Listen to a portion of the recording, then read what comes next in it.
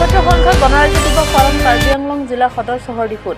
সমগ্ৰ দেশৰ লগতে সংগতি ৰাখি কাৰ্বি আংলং জিলা সদৰ চহৰ ডিফুৰ চৰকাৰী বালক উচ্চতৰ মাধ্যমিক বিদ্যালয়ৰ খেলপথাৰত উদযাপন কৰা হয় দেশৰ ৭৪ সংখ্যক গণৰাজ্য দিৱস। কাৰ্বি আংলং জিলাৰ উপায়ুক্ত মধুমিতা ভাগৱতী আৰক্ষী অধীক্ষক সঞ্জীৱ কুমাৰ শইকীয়াৰ উপস্থিতি।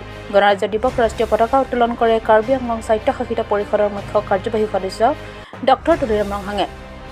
অংশগ্ৰহণ কৰে অসম আৰক্ষীৰ বেটেলিয়ন, অৰ্ধসামৰিক বাহিনী, NCC, স্কাউট এণ্ড গাইড আৰু বিভিন্ন বিদ্যালয়ৰ ছাত্ৰ-ছাত্ৰী।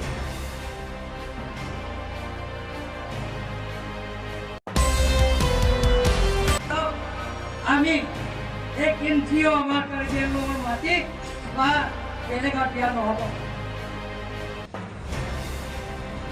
আজি সেই ফলত আপোনালোকৰ আগত দুআষাৰ মই ক'বলৈ পাই বৰ আনন্দ অনুভৱ কৰিছোঁ। আমি গভীৰ আহাৰ প্ৰত্যাহাৰেৰে আমাৰ যাত্ৰা আৰম্ভ কৰিছোঁ।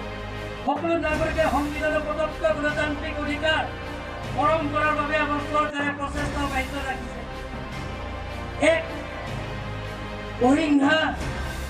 অহিংসাৰাজিক শান্তিপূৰ্ণ পৰিৱেশ মাননীয় মুখ্যমন্ত্ৰী, ভাৰতৰ জনপ্ৰিয় মুখ্যমন্ত্ৰী ডক্টৰ হিমন্ত বিশ্ব শৰ্মা দেৱৰ বিচক্ষণ আৰু গতিশীল নেতৃত্বত আমাৰ চৰকাৰখনে প্ৰগতি পথত আগবাঢ়ি গৈছে।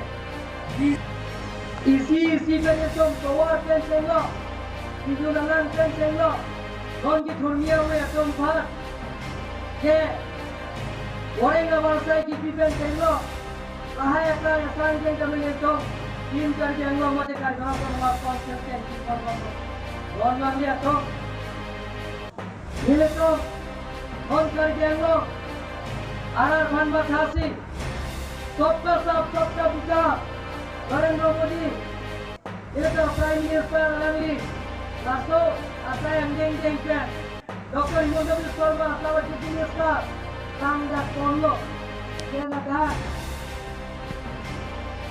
akhir jo itu